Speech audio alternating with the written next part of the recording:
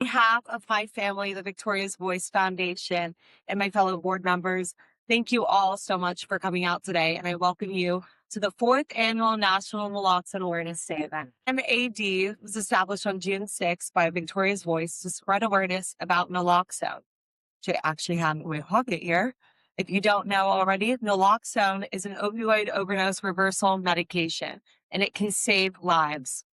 This day also serves as an opportunity to spread awareness of drug prevention education and to support families and communities who are impacted by substance abuse. Across the country, you'll notice so many businesses and monuments are lighting up purple. People are wearing purple and people are posting purple on their socials to spread awareness, reduce the stigma, and most importantly, save lives. But we wouldn't be here today without the support of Senators Rick Scott and Ed Markey. Well, first, thanks for everybody for being here. Thank you for caring about this. I think we all worry about our kids. I remember when I was growing up, the big drug that was out was the beginning of marijuana, and my mom was scared to death. And it didn't kill us. Now, unfortunately, is fentanyl, one pill and you're dead. And so I want to thank everybody here, but especially Jackie and the entire Siegel family for what you're doing to bring awareness to this. I want to thank the sheriff. The sheriff has been an unbelievable leader. He's been not just a leader in Florida, but a leader all across the country in this issue. So and what's impressive when I was governor for 8 years and done this for 7 years, is you see an individual or family really give back and really change the country. And what Jackie and David have done and the entire Siegel family have done is really change the country with regard to saving lives, with regard to naloxone. So I want to thank Jackie in particular and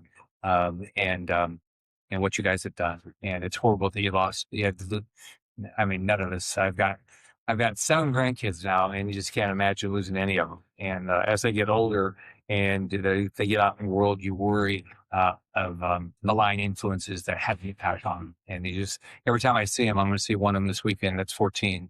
And I talk to them about drugs every time I see them. So I'd like to take a moment to remember David. His legacy lives on through his important work, and his family lives out his values every day. He dedicated his life to raising awareness about the fentanyl crisis. He honored his dog, Victoria, who lost her life to a drug overdose. And it was, talking to David, it was for him and Jackie, it was just devastating. Jackie and David spent endless hours to educate and prepare first responders and people in our communities to fight back against this crisis and be prepared to save lives. It's fitting that we remember him and honor their cause as we continue the fight against this deadly poison. Unfortunately, across the country, fentanyl rage continues to cause death and destruction. And I still talk to families that lose their loved ones. Fortunately, the amount of fentanyl that's coming in the country as a result of actions by President Trump have come down, but it's still killing unbelievable numbers of our kids. I always tell everybody that we should never buy anything from China, because part of what China does is kill our kids through sending fentanyl into our country, and it's all intentional. This is an intentional act by the government of China to kill our kids. And so I don't know why any of us would ever buy anything from them. Naloxone is one of our best tools for this, and that is why I've sponsored a bipartisan resolution for the last 3 years that has recognized June 6th as Naloxone Awareness Day. Well, I'm honored to have introduced the resolution again this year, and I'm sure it's going to pass. The resolution provides awareness of life-saving drug naloxone, which reverses opioid overdoses and prevents unnecessary deaths. And I can just tell you, 2 years ago, a friend of mine's son is a police officer in Nashville, and they would not give him naloxone. And he was working in tough neighborhoods where people were dying of overdose. And they said they couldn't get it. So I called when the sheriff's in Florida, and he said they had plenty, and I shipped some to her. So what you're doing every day to make sure people are aware of this, it has a big impact on saving people's life, not just the people that ultimately, unfortunately, took the drug, but possibly people that are providing support to them after the fact. So I just want to finish by thanking everybody. But Jeffy, thank you for being here. I'm sure you met David. What a wonderful person. What a big personality. He's never quiet and shy. It's always fun to be around him. And you guys have done great with your family, and congratulations.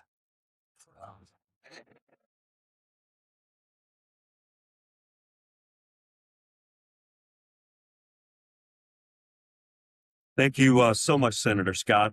Senator Scott deserves a great deal of credit. Not only the time that he's been up here in Washington, but as Florida's governor, he was the one that closed the pill mills down and did so much in the state of Florida. And we're grateful for his leadership. Good morning, everyone, and thank you for being here with us this morning and lending your voice and advocacy to an issue that continues to affect families and communities of every corner of our nation. National Naloxone Awareness Day exists because people from different backgrounds, different professions, and different political perspectives came together around a simple truth that saving a life should never become controversial. A special thank you to all of our friends, of course, Senator Rick Scott and Ed Markey, for their bipartisan leadership in helping establish this National Day of Recognition, as well as to all of our partners who continue to advance awareness, education, prevention, treatment, and recovery, as well as enforcement across America. It is my privilege now to introduce one of those leaders that is helping shape our nation's response to this crisis. The Drug Enforcement Administration stands on the front lines of America's response to the fentanyl crisis. From dismantling transnational criminal organizations to disrupting the flow of illicit fentanyl that is in our communities, to supporting prevention and educational campaigns, the DEA's work saves lives each and every day.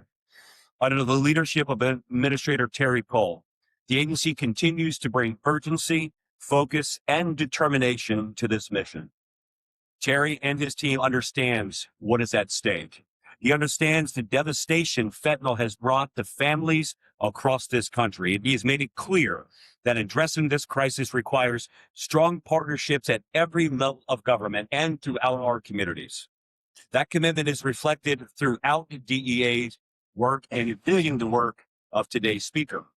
Sherry Oz serves as Assistant Administrator for the DEA's Diversion Control Division, where she leads one of the agency's most critical efforts to prevent the diversion and misuse of controlled substances, while at the same time protecting legitimate patient access to medications.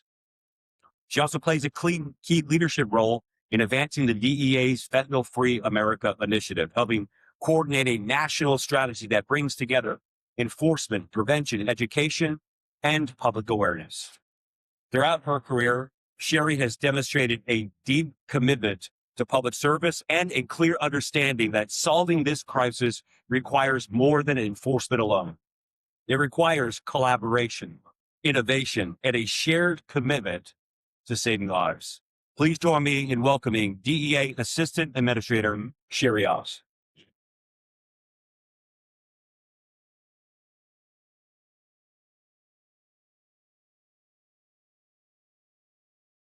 Good morning.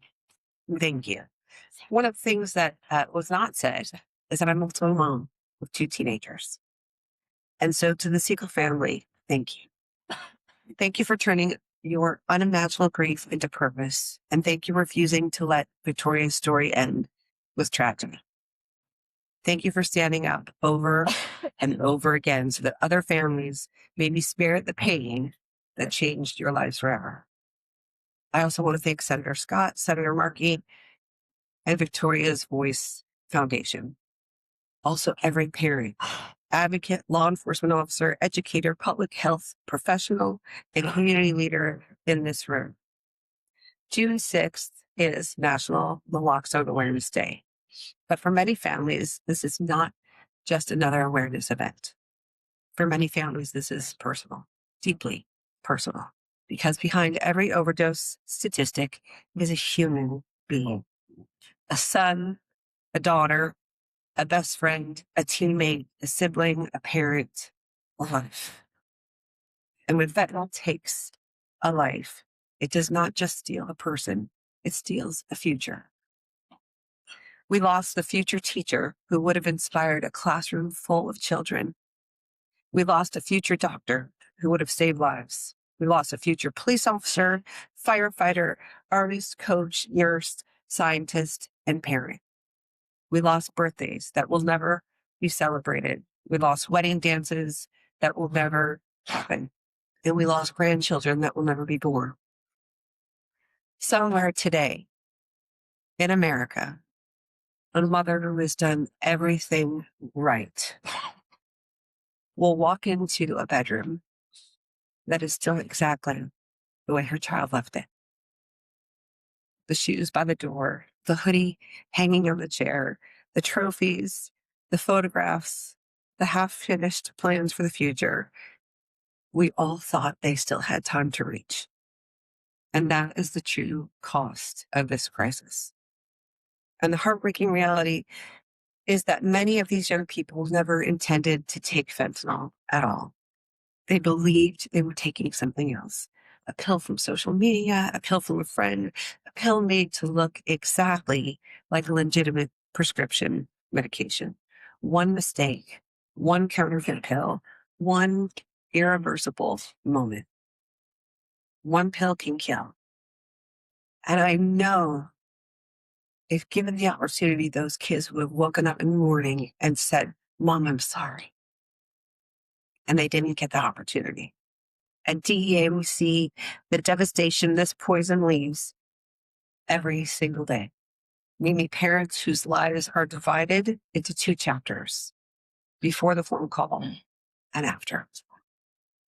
We meet families that are carrying unimaginable guilt, replaying conversations in their mind, wondering if there was something they missed, something they could have said, some moment they could somehow take back or do over. We meet brave parents who turn their grief into action so that another family never has to go through what they've gone through and that no one suffers alone. And this is what made Victoria's voice so very powerful.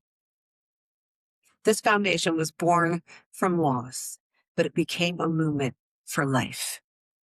A movement that educates parents, a movement that empowers young people, a movement that reminds America that awareness matters, prevention matters, and conversations matter.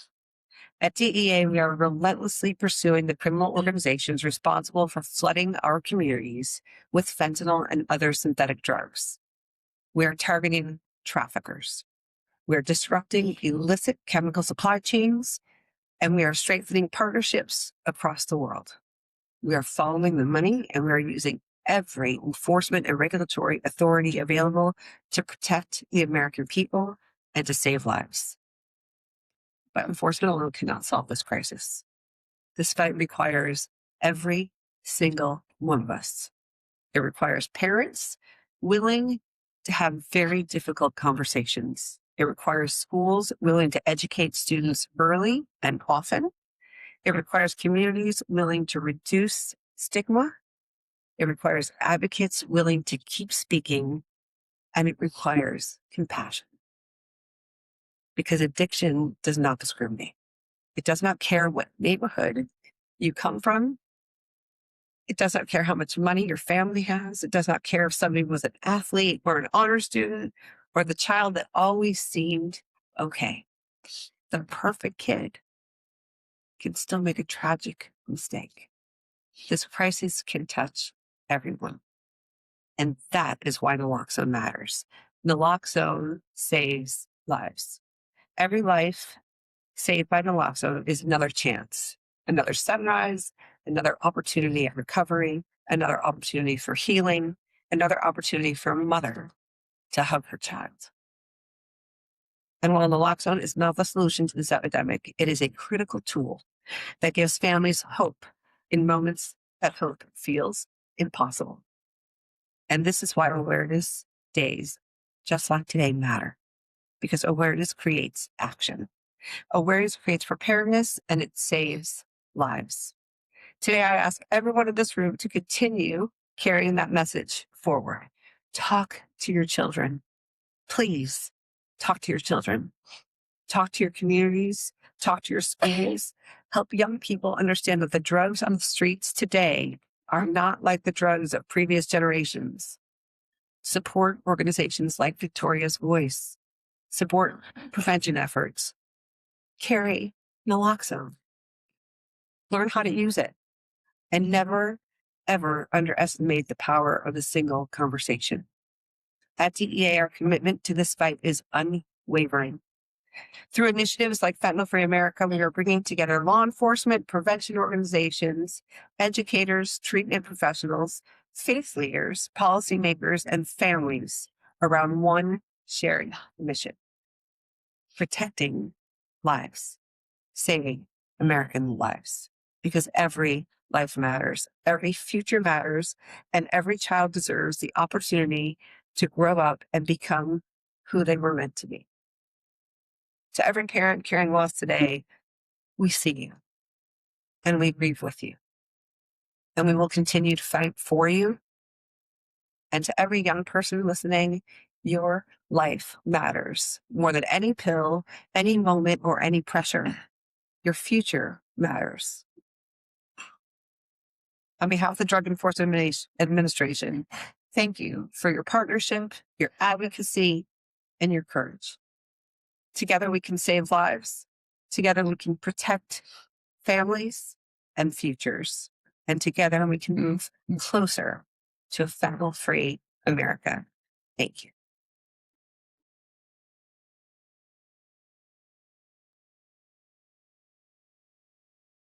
I have to start by saying thank you, Sherry, for coming up here and speaking, not just as an assistant administrator, but as a mom, because this issue is truly something that strikes our homes and hits you in the deepest parts of your heart.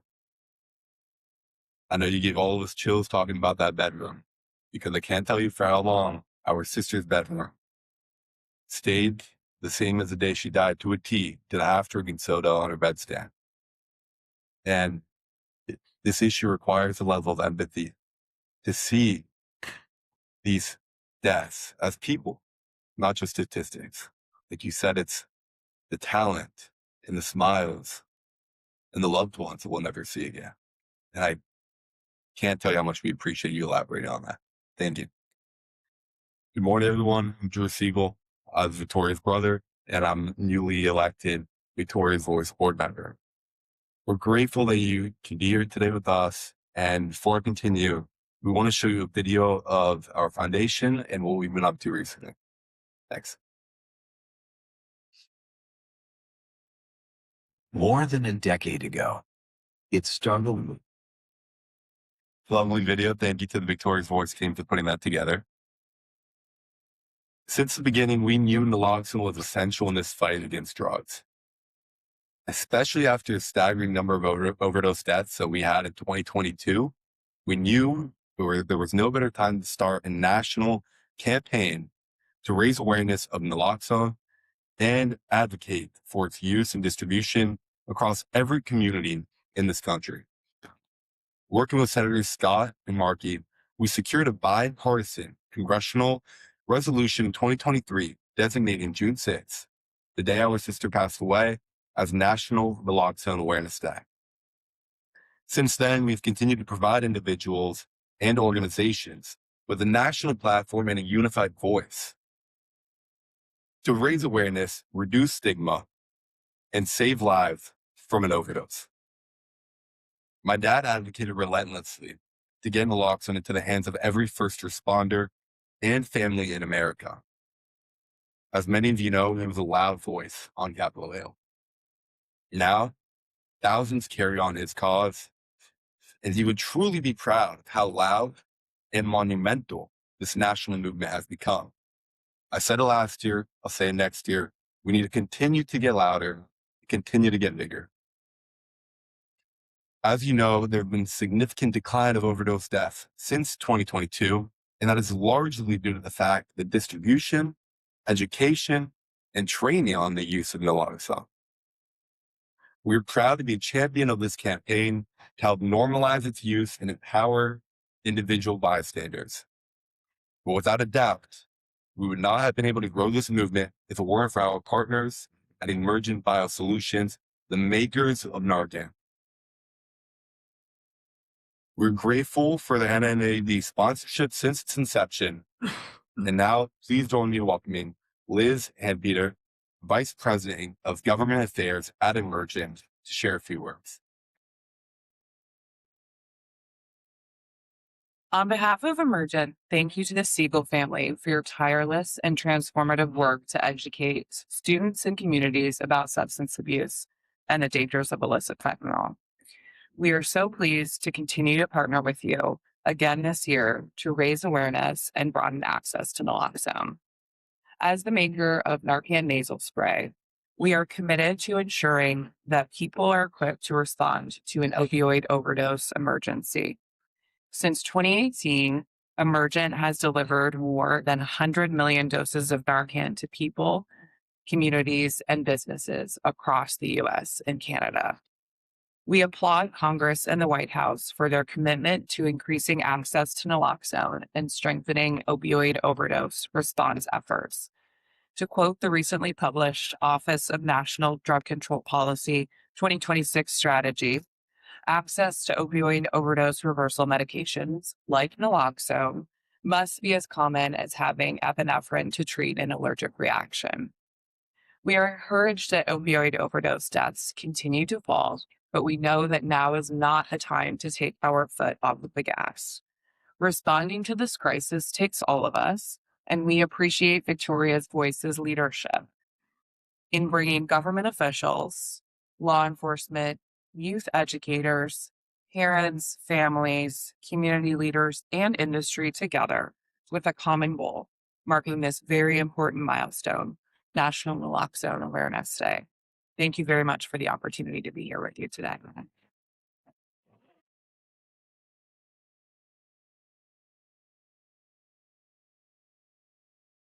Thank you, Liz, and thank you for all the amazing, incredible, life-saving work that you and your team do. We wouldn't be here without you guys, so thank you so much for that.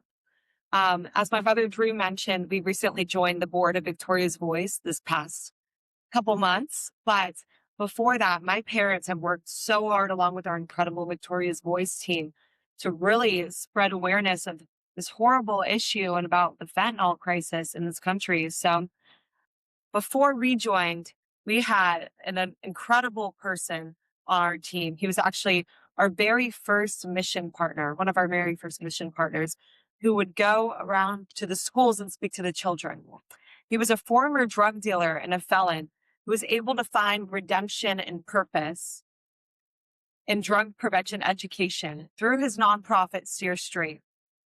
A recipient of the President's Volunteer Service Award, Michael De Leon, has brought our mission to over 1.5 million students around the country. And he's distributed nearly 100,000 copies of my sister Victoria's journal to all of these students. So please give me a warm welcome for Michael De Leon. Thank you so very much, everyone that's here. Recognizing National Naloxone Awareness Day is so important, and to me, it's vital. I was revived multiple times by naloxone, long before people carried it in their pockets or long before it was a nasal spray you could carry in your purse. Naloxone gave me another chance at life, and as Shirley stated, Victoria's Voice is consistently focused on what can be done to make a difference.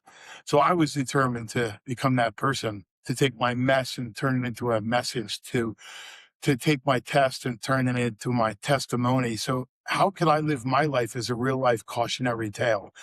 So what happened to me didn't happen to other kids. And I began that mission 17 years ago after completely turning my life around, after 12 years in prison.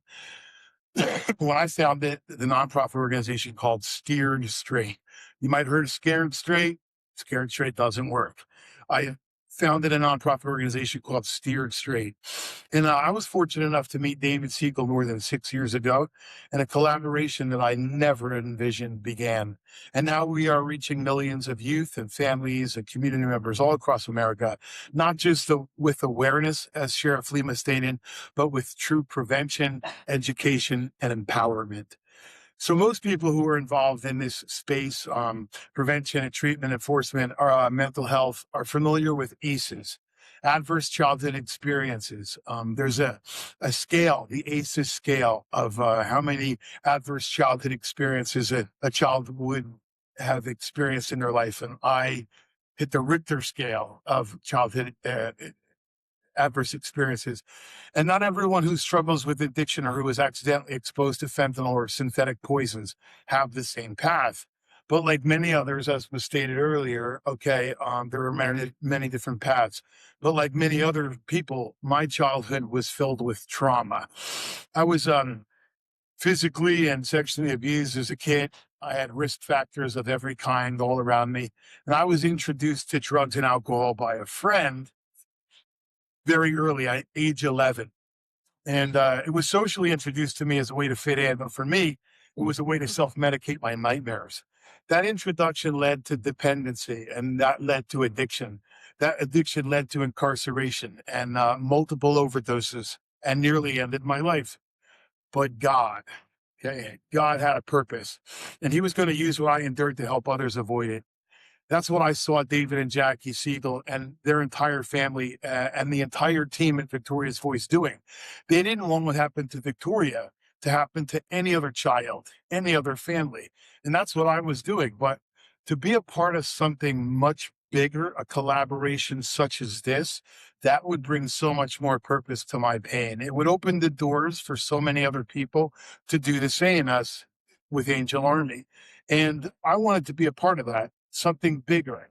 And I'm honored to be doing so.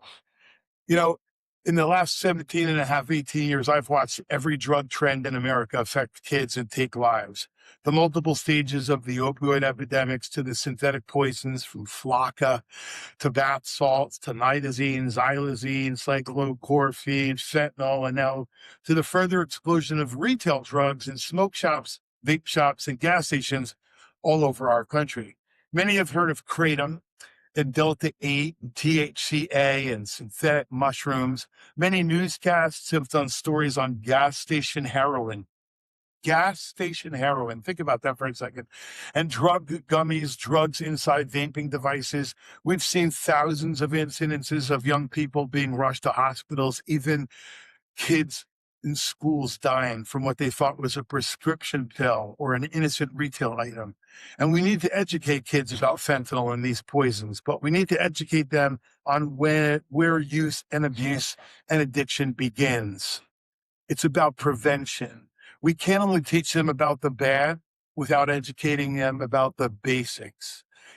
Right now, America is seeing record reductions in fentanyl death. It's been mentioned many times, from Drew to Sheriff Lima to the DEA. Last year under the last year under the Biden administration, this past year under the Trump administration, fentanyl deaths are dropping. And this is welcome news. This is fantastic welcome news. But it's not time to stop. It's time to double down. It's time to educate people more than ever. It's time to show America that through awareness and education, legislation and policies, and through collaboration, we can stop these trends from continuing. And that's all I want to do. Collaborate and save lives. And we're going to do that, as David said. Thousands and thousands of people will be saved due to the tragic purpose behind Victoria's passing. And many parents in this room and many parents across this country. So I'm proud to be a part of this collaboration. Now, I am privileged to introduce our next speaker. She doesn't know it, I'm her biggest fan in the country. As Director of Office of National Drug Control Policy, Sarah Carter leads the administration's efforts to combat illicit drug trafficking and strengthen public health and safety. She leads the implementation of the President's National Drug Control Strategy, working with federal, state, local, and tribal leaders to keep dangerous drugs out of American communities. During her esteemed career in news and media, she received 2 National Headliner Awards and the Society of Professional Journalists Sigma Delta Chi Award for her multiple-part series uncovering the brutality of cartel wars along the Mexican border. It is amazing. It's hard to watch. It's vital to watch. Director Carter's mother's a Cuban immigrant. Her father was a Marine veteran of 2 wars. She has 6 children and is married to her war hero husband, blinded while on a mission fighting terrorists in Afghanistan. Please join me in welcoming ONDCP Director Sarah Carter to the podium. No, I think you're my hero. God bless you. God bless every one of you. I am Jackie, family. You know, every time I meet someone who's lost their child in such a tragic, horrific, unexplainable, gut wrenching, heart ripping, out of your body way, and you continue to fight for our children so that my 13-year-old daughter, who's a pain in my butt most of the time, I love her dearly, but she has her father in my genes. And so she's, I think, what an incredible human being you all are, right? You lost the most precious, most beautiful thing in your life, a part of your soul. So I was listening to you, Sherry, talking about and there's such a beautiful, powerful speech about the bedroom. I got the goosebumps too. I saw you hold yourself because I was thinking I would be holding myself, I was holding myself too, thinking about the bedroom. And that was one of the first times that really hit me was when I was in Texas. I was on a trip to the border covering the cartels. And I was on my way back home. I did a lot of my own driving. Could pick up the rental car. A lot of people don't know that. I just get my own backpack, head out to the border. Sean's calling me, bothering me about, we got to get that story tonight. And I was heading back and I get a call from Texas Department of Public Safety, Lieutenant Christopher Olivares. And I'd been working with families, with angel families, and I would go down there. Victor, you know that. Victor's another hero in this room. Almost lost his life to the cartels. Victor Avila works with me. Was gunned down in Mexico. He knows. But the worst moment was when I had to pull my car over and the lieutenant says to me, "Hey, Sarah, you have a really bad situation." I said, "What happened, Chris?" He said, "We have a father out here in Brownsville, I believe it was, who was making dinner for his daughter and her best friend, went into the room to go get them, and they were both lying dead on the bedroom floor. They had ordered what they thought was Adderall on Snapchat, one of the social medias.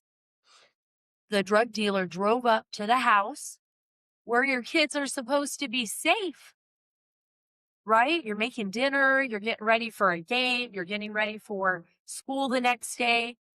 And instead, what he found was his daughter and her best friend dead on the bedroom floor.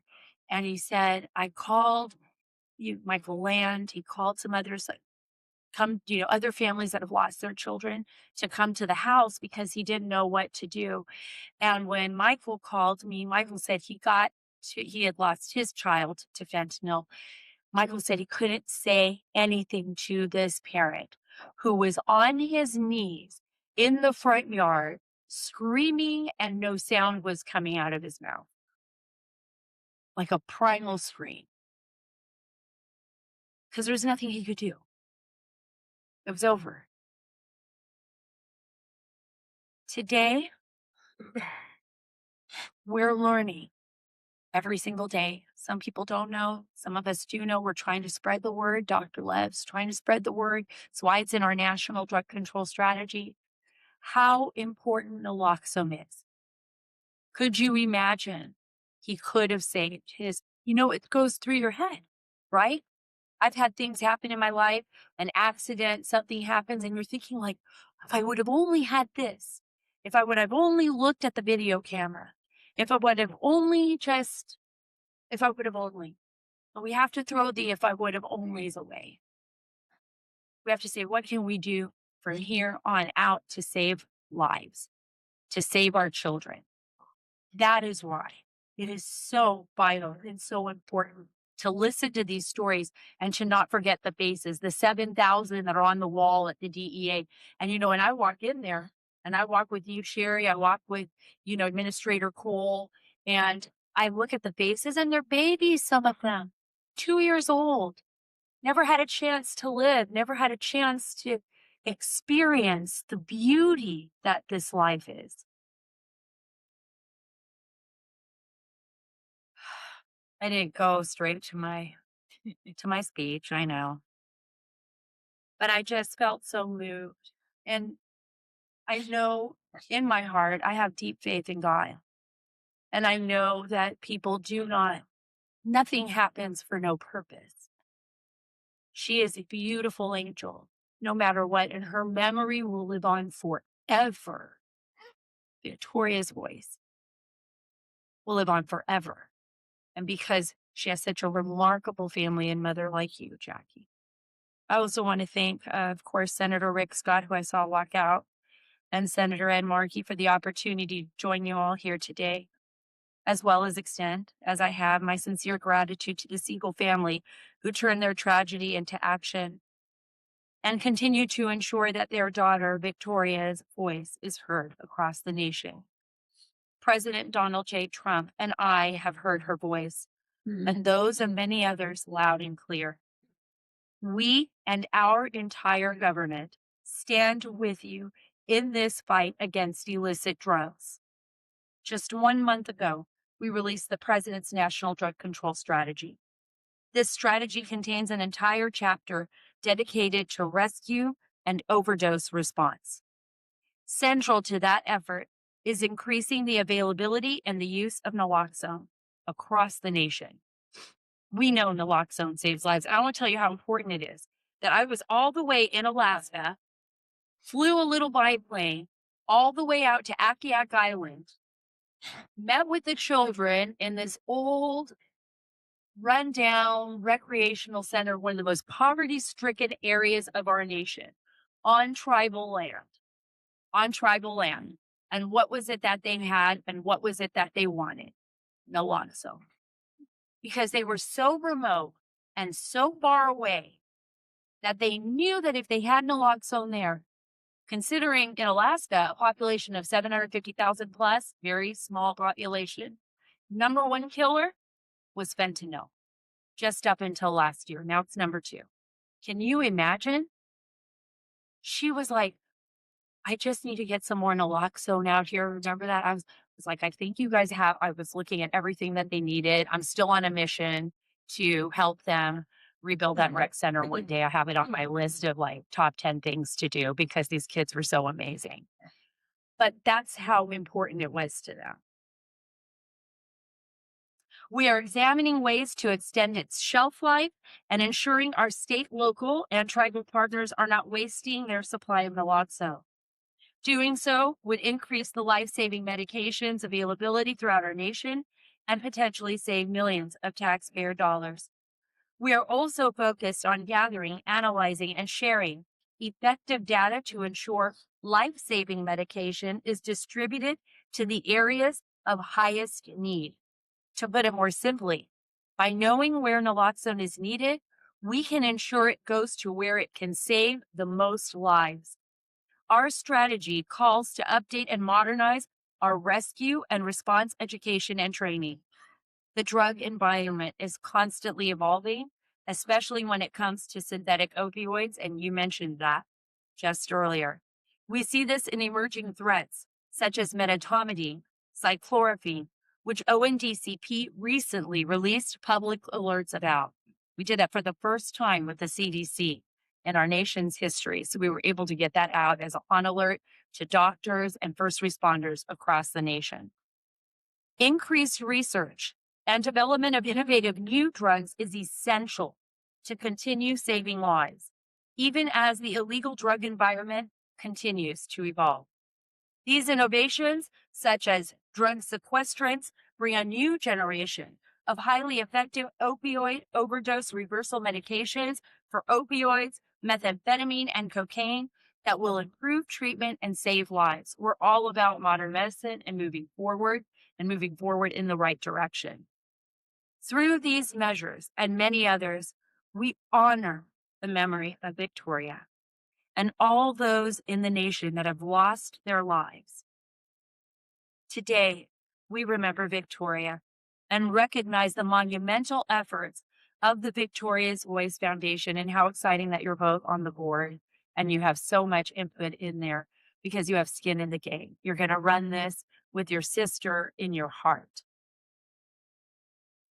The two senators that were here today, their colleagues in Congress, and the countless others who work every day to ensure that when an American finds themselves near someone suffering of an opioid overdose, they can have an opportunity to save that life, prevent a tragedy, and offer that person a new beginning.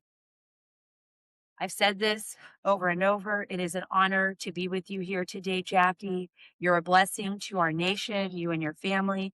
I sincerely thank you for everything that you do to save the lives of our children, our siblings, our parents, our friends, and so many more to prevent another tragic loss. So no other parent has to suffer what you've been through. So no other father has to walk in a bedroom and see their daughter and her friend on the floor with no hope. So no other mother or sister or brother has to lose the most special person in their life.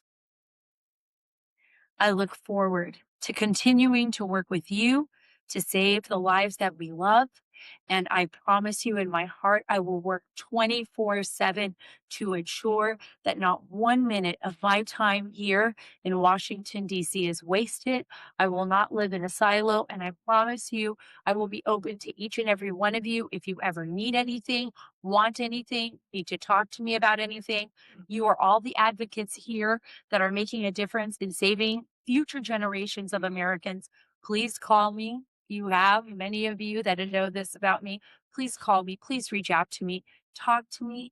Let me know what you need, and I will be there for you. God bless you. God bless all of you. Thank you for having me. That was very heartwarming. Thank you for that. Thank you, Director Carter. It's a privilege to have you here to speak, and it's an honor to have you serve our country. Thank you for the strategies you mentioned, especially the training of first responders. If the first responders who got there the day of their sister overdose had naloxone on them, should probably be alive for that. But something you said stuck with me. It's not what we could have done, it's what we can and will do. So now I have the amazing honor to introduce Sheriff Dennis Lima. You've a long resume, so since the beginning, Sheriff Lima has worked with my dad. He's stuck alongside the family, and it's truly immeasurable how amazing of an experience it has been. How much we've learned from you, how much we have looked up to you in this fight, and thank you for all that you've done. Now, Sheriff Lima has served as Seminole County Sheriff since 2017 and was sworn in for his third term in January 2025. With over 33 years of experience and service at the Seminole County Sheriff's Office, Sheriff Lima has held nearly every position, from correctional officer to chief deputy, before being elected the 10th sheriff of the county. He leads a workforce of 1,400 employees and manages nearly a $200 million budget. Sheriff Lima is actively involved in addressing critical issues such as opioid abuse and drug prevention, as you know. And he served as the chair of the then Florida Attorney General Ashley Mooney's Transition Advisory Committee on Opioid Abuse and chair of the Drug Abuse Prevention Panel initiated by Florida First Lady Casey DeSantis. He currently serves as the delegate chair of the statewide Opioid Abatement Council representing Florida's Attorney General. And he is also the president of Florida Sheriff's Association and a former president of the Major County Sheriffs of America. A U.S. Marine Corps veteran, Sheriff Lima holds a bachelor's degree in criminal justice and a master's degree in administrative leadership, and is a graduate of the FBI National Academy. He and his wife, Diana, have two sons, Dylan and Darren. I wasn't kidding when I said he has such an impressive resume, but nothing I could say can scratch the surface of how amazing and truly spectacular this man is. So please give me a warm welcome in introducing Sheriff Lima.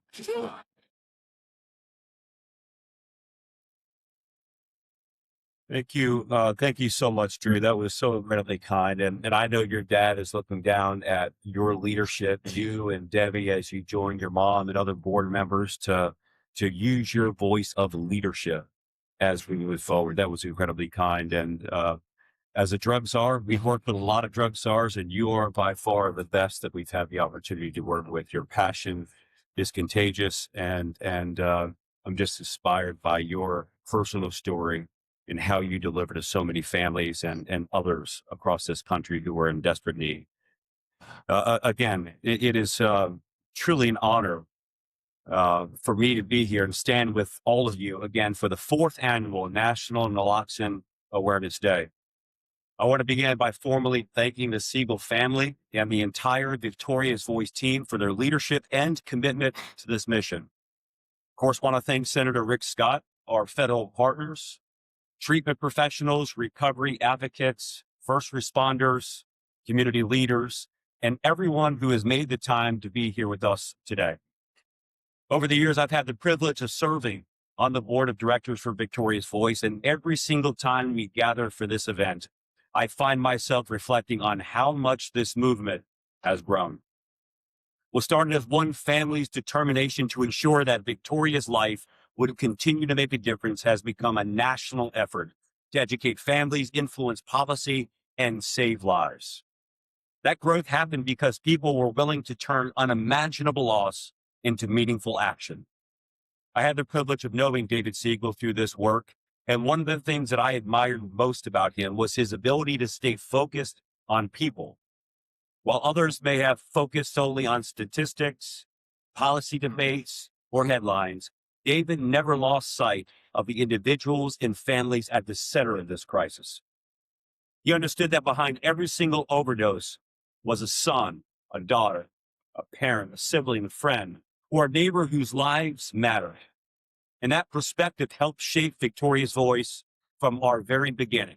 And I believe it remains one of the greatest strengths that we have today. One of the things that I've come to appreciate most about Victoria's Voice, it has never been satisfied with simply raising awareness. Awareness is indeed important, but awareness alone does not change outcomes. What has always impressed me about our organization is our commitment to turning awareness into action. Whether it's educating young people about the dangers associated with substances, supporting families who are searching for answers, expanding access to life-saving resources, or advocating for meaningful policy changes, we have consistently focused on what can be done to make a difference. And that philosophy is one of the reasons why National Naloxone Awareness Day matters so much. At its core, naloxone represents action. It represents the ability to intervene during a moment of crisis and create an opportunity where one did not exist moments earlier. It allows a parent, a friend, a teacher, a law enforcement officer, firefighter, paramedic, or complete stranger to step in and save a life. And as a sheriff, I've seen firsthand the devastation that fentanyl and substance use disorder have brought into our communities. I've met parents who have lost their children. I've met children who have lost their parents. I've stood with families experiencing some of the most difficult moments imaginable. And those experiences indeed stick with you. But I've also witnessed something else. I have seen individuals who survived an overdose move into recovery and completely transform their lives. I've seen people reconnect with their family members, return to work, become productive members of their communities, and help others find the same path. I've seen hope restored in situations where many people believed that no hope existed. And those experiences have reinforced something that I believe very strongly. People should never be defined solely by their worst moment in their lives. That belief has shaped much of the work that we've undertaken in Seminole County. Several years ago, we launched the Seminole Collaborative Opioid Response Effort, or what we call SCORE. And the premise was simple. If we wanted different outcomes, we needed a different approach. The opioid epidemic is not simply a public safety challenge. It's also a public health challenge. a family and community challenge. Challenges of that magnitude require collaboration. And one of the lessons we learned early on is that communities cannot choose between prevention, treatment, and enforcement. Lasting progress requires all three. And we have a responsibility to educate young people before experimentation turns into addiction. We have a responsibility to connect individuals struggling with substance use disorder with treatment and recovery resources. And we have a responsibility to aggressively pursue the traffickers who profit from this, distributing substances like fentanyl within our communities with deadly results. Those efforts are producing real results. Since launching SCORE, Seminole County has experienced a significant reduction in both overdoses and overdose deaths. And while we are encouraged by that progress, I think we also recognize that there is still much work to be done. Every single life lost is one too many, and every family affected by addiction deserves our continued commitment. That is why days like today remain so important. Sometimes discussions about naloxone become centered on policy, legislation, or public debate. While those conversations indeed certainly matter, I think that there is value in remembering something much simpler than that. For first responders, naloxone is a life-saving tool. Just as firefighters and paramedics carry equipment that helps them save lives, naloxone has become an important tool that allows us all to respond when every second matters. More importantly, it creates an opportunity for treatment, recovery, healing, and ultimately a different path. That is why today matters so much. It's not simply about naloxone reversing overdoses. It matters because it represents a belief that people deserve another chance. It represents the belief that recovery is indeed possible. It holds that communities are stronger when they come together to confront difficult challenges rather than accepting them as inevitable. So as we gather this morning, I hope that we all recognize the progress that has been made. Conversations that once happened in silos are now taking place in communities across this country. Partnerships that once seemed incredibly unlikely are now helping save lives every single day. And because of organizations like Victoria's Voice, committed leaders like Senator Scott, dedicated professionals across healthcare platforms, law enforcement, education, and recovery services, and families willing to share their stories, we are moving in the right direction. The opioid crisis did not emerge overnight, and it will not disappear overnight. But I remain optimistic because I have seen what is possible when people refuse to give up. I've seen communities that have come together. I've seen lives that are saved. I've seen recovery indeed happen. And I've seen hope restored. And that hope is what brought all of us here today. It is what inspired David and Jackie to turn tragedy into purpose. It is what continues to drive the mission of us at Victoria's Voice. And it's what should continue to guide each and every one of us as we advance. Thank you so much for your partnership, your commitment to this cause, and the lives that you continue to impact each and every day. May God bless you all. Thank you so much for being here.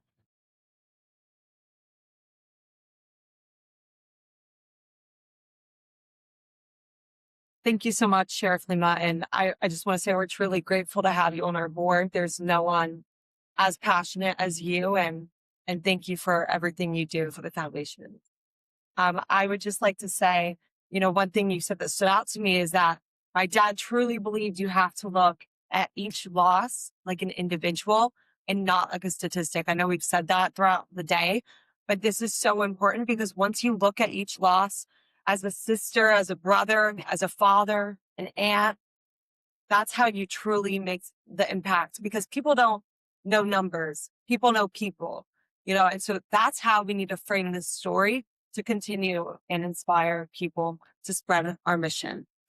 And I would like to introduce, please join me in welcoming my beautiful mom, the strongest person I know, Jackie Siegel, today.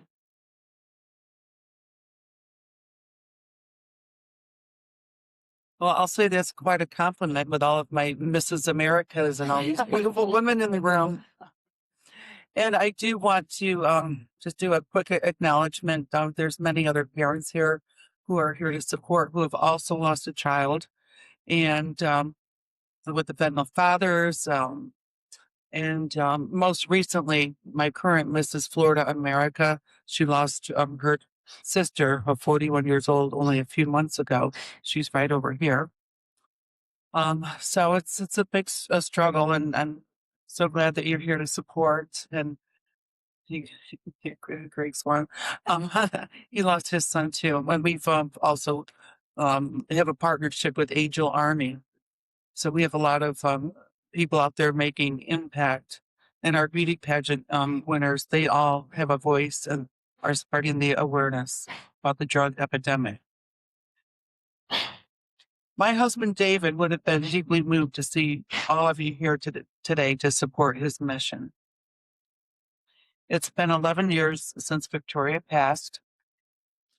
And as you, some of you know or don't know, last year that the day that my husband passed from cancer, we were going to have a family dinner to regroup that evening. And my sister, 43 years old, arranged to my mother pick her up and come over for dinner to make the arrangements for my husband's funeral. My mother went to pick her up and found her healed over with a straw still in her hand. She thought she was doing cocaine from a neighbor, but it was pure fentanyl. It happened that fast that she didn't even have time to drop the straw. So, but the good news is we got the first responders there. They did the narcan 7 times. It didn't work because she was already brain dead. They were able to keep her organs alive, put her on a life support, and we did donate all of her organs, her skin, everything. So we've helped hundreds of people with those donations. All David and I ever wanted to do was to prevent other families from experiencing a similar loss. It is clear that we are making progress in the fight to save lives from the opioid epidemic, but there is so much more work to be done. So please carry Naloxone. Tell your friends about it. It's all about education and prevention. And if you think it can't happen to you, our family is living proof that it can. I've lost 2, my daughter, my sister, a sister-in-law. I am now raising 2 nieces. Both my sister and my sister-in-law were single moms. And so I'm back up to 8 children now. I need to say you lose some, you gain some, but that's not a big joke. It's kind of morbid. Okay. But we do have our guardian angels, and I'm happy to be here for them.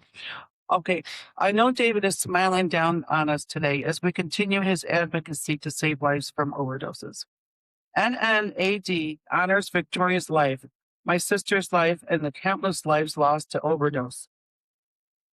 It is a call to action and a reminder that we can inspire hope, strengthen prevention, and reduce stigma.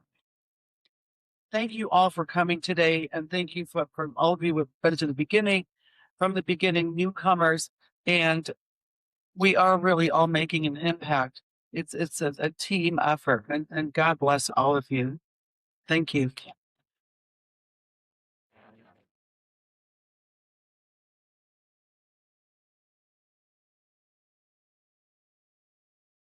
Thank you, everybody. Now, in celebrance, we're going to read the resolution that has marked today as such a significant day. Thank you all. So designating June 6, 2026 as National Naloxone Awareness Day. Whereas the opioid scourge continues to devastate communities across the United States, leading to a significant loss of life and widespread societal impact. Whereas the opioid overdoses during the 12 months preceding November of 2025 claimed reported 810. Here it says lives and unsaved people in the United States.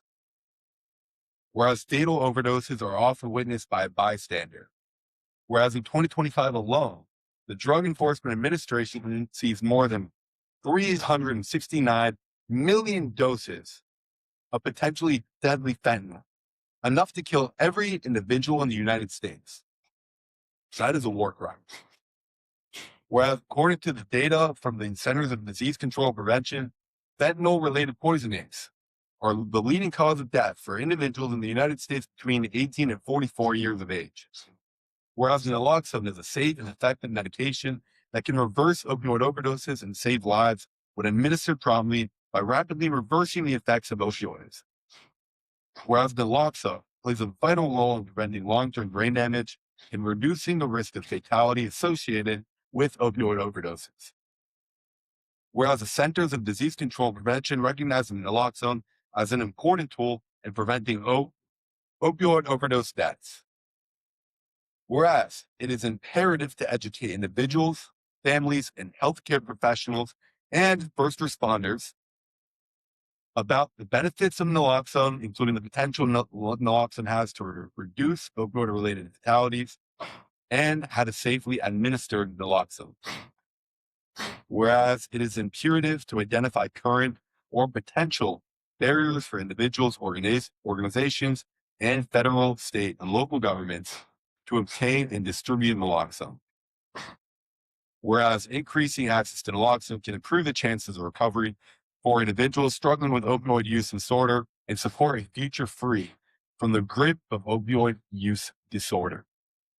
Whereas the Food and Drug Administration acted to authorize the over-the-counter sale of 10 milligram doses of naloxone alongside extending the shelf life of newly manufactured naloxone 4 milligram nasal spray products from 3 to 4 years in 2024.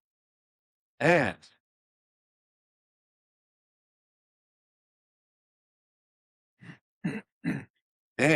whereas recognizing National Naloxone Awareness Day will contribute to ongoing efforts to educate the public, reduce the stigma associated with substance use disorder, and promote access to life-saving naloxone. Now, therefore be it resolved that the Senate designates June 6, 2026 National Naloxone Awareness Day, recognizes the life-saving benefits of naloxone, reversing opioid overdoses, and preventing unnecessary deaths. Acknowledges that increased access to naloxone empowers individuals, families, healthcare professionals, and first responders to intervene in emergency situations and provide immediate assistance to those experiencing opioid overdose. Recognizes that National Naloxone Awareness Day serves as an opportunity to educate the public about the importance of recognizing the signs of opioid overdose and equipping themselves with naloxone to save lives. Encourages federal, state, and local governments, as well as private and nonprofit organizations, to support increasing naloxone access, education, and distribution of efforts. And calls upon federal agencies, including Substance Use and Mental Health Services Administration, the Centers for Disease Control and Prevention, the Office of National Drug Control Policy, the Drug Enforcement Administration, and others engaged in national drug control strategy to continue supporting public awareness of naloxone and overdose and poisoning prevention. Thank you, everybody that was involved in writing this and involved in executing the missions that this represents. Thank you for being here today. And we'll see you again next year, bigger and better than ever. Thank you for tuning in. Don't forget to like, follow, and subscribe. Recorded by the Flagler Voice Podcast Studio.